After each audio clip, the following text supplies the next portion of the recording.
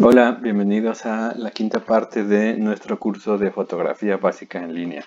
Hoy vamos a ver qué es encuadre y jerarquías. Son dos conceptos muy simples, pero al igual que los anteriores, muy útiles para orientar, incentivar nuestra exploración, nuestros ejercicios de composición. Y también va a ser en general más breve esta parte. Comenzamos viendo qué es el encuadre. Dicho de una manera muy simple, es la forma como nosotros recortamos una determinada escena. Es decir, tenemos ante nosotros un paisaje, un grupo de personas, cualquier cosa que nosotros queramos fotografiar y vamos a seleccionar un fragmento. Es decir, cualquier elemento va a estar siempre rodeado de un entorno donde hay más objetos, así que vamos a decidir por medio del encuadre no solo qué dejamos fuera y qué incluimos en nuestra composición, en nuestra fotografía, sino también vamos a determinar cómo ubicamos, cómo ordenamos, cómo disponemos esos elementos en nuestro plano. Aquí tenemos el ejemplo de diferentes encuadres que se pueden hacer en una misma escena.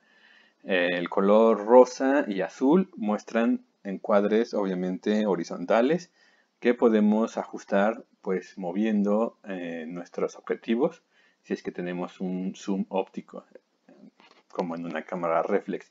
Si no tenemos esto, pues estará limitado el rango de encuadres que podamos hacer. Es decir, si queremos reducir, pues tenemos que avanzar literalmente, tenemos que desplazarnos nosotros en el espacio, hacia adelante o hacia atrás para ampliar, por el contrario, el encuadre. Es importante mencionar que el zoom digital que tienen algunas cámaras no es conveniente utilizarlo porque perdemos pues calidad, perdemos resolución. Muchos fotógrafos profesionales se abstienen de hecho de hacer cualquier tipo de edición posterior a la captura de la imagen, incluyendo el encuadre, es decir, no recortan una imagen, sino se quedan con el encuadre original. Casi cualquier teléfono incluso tiene aplicaciones que nos permiten hacer esto, así que pues nosotros vamos a utilizarlo pues siempre y cuando nos ayude, y para esto pues vamos a utilizar la cámara en el máximo de resolución disponible. Tenemos también el ejemplo del encuadre vertical con la misma escena en el recuadro verde. ¿Qué implica elegir un encuadre u otro? Obviamente, además de los elementos o de la escena en específico que tengamos, pues hay diferentes nociones o conceptos que se plasman, que se proyectan de manera intrínseca a cada uno de estos encuadres. Es decir, de forma abstracta, un encuadre, para empezar, horizontal, pues nos va a dar una percepción, nos va a proyectar una sensación de estabilidad y de armonía.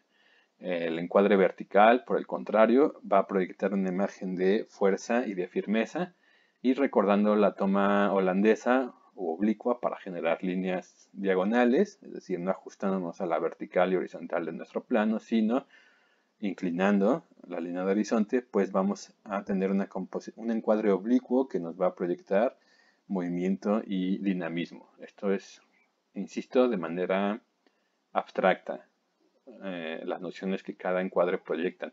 Obviamente, pues se va a acentuar o se va a atenuar estos efectos dependiendo de el tipo de escena que tengamos ya concreta, en específico en una fotografía.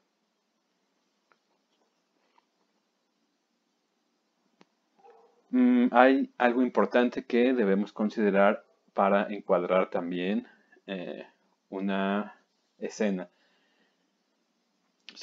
Hablamos de las líneas visibles o físicas y de las líneas perceptuales o imaginarias cuando hablamos de tipos de líneas en uno de los capítulos anteriores.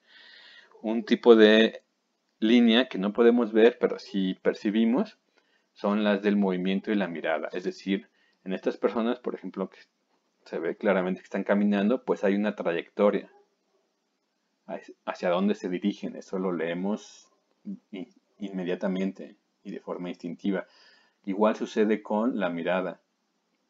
Hay una línea imaginaria que proyecta o que marca hacia dónde está mirando una persona o un animal.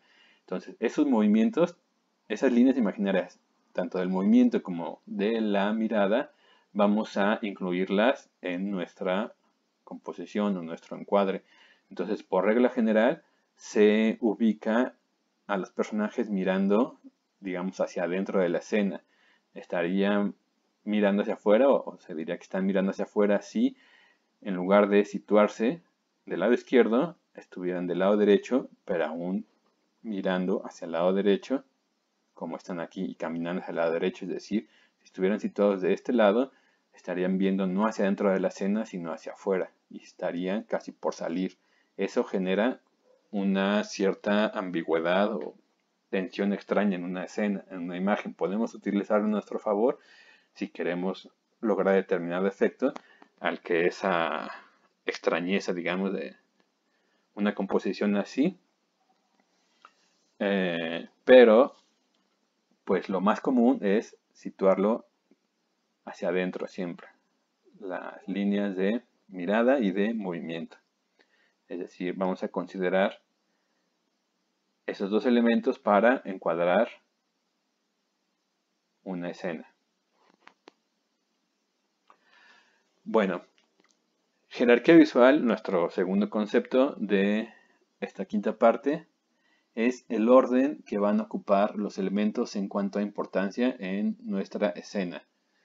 La jerarquía visual va a estar determinada en principio por el peso de los elementos. Y ya vimos que el peso visual de los elementos está determinado no solo por el tamaño, también por la posición que el elemento en cuestión guarde con respecto a los otros elementos y con respecto a el plano.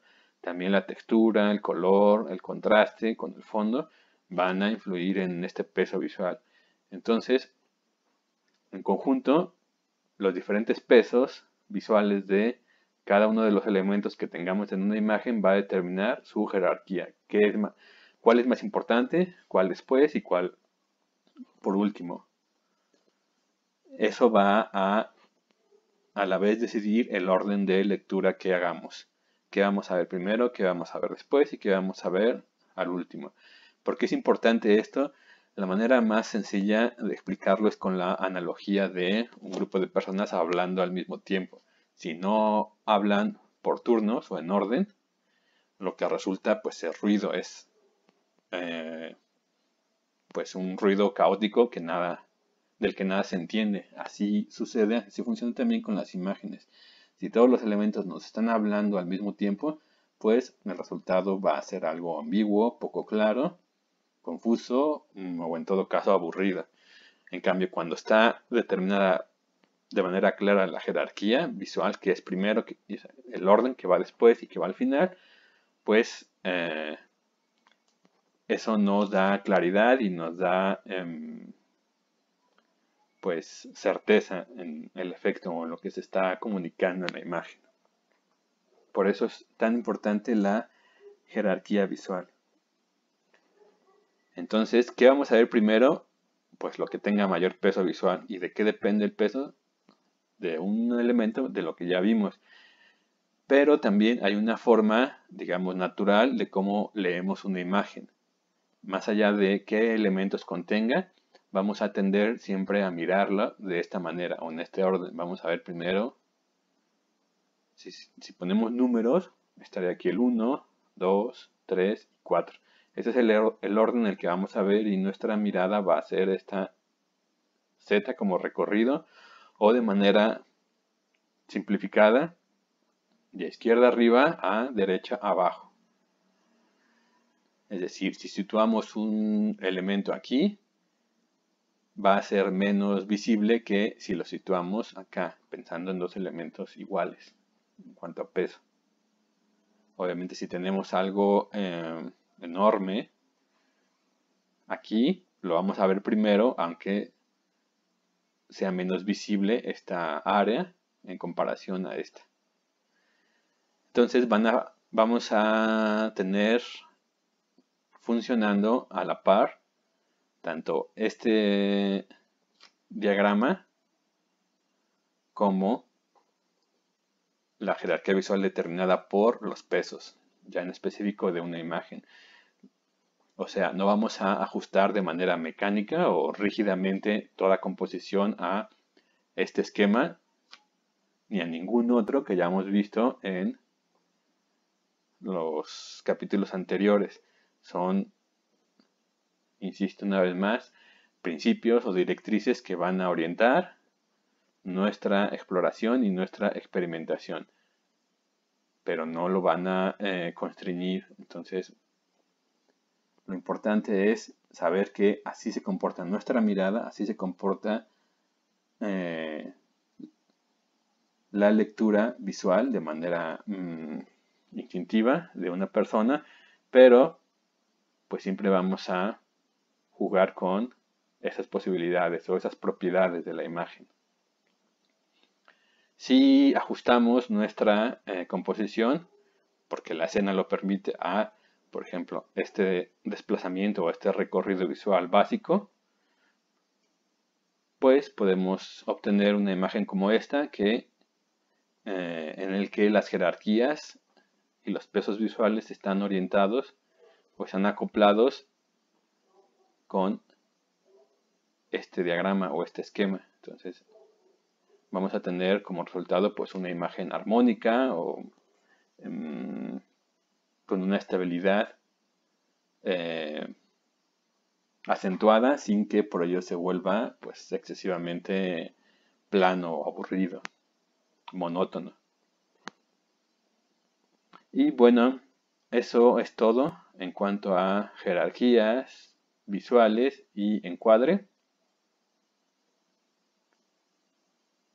Espero también esto haya sido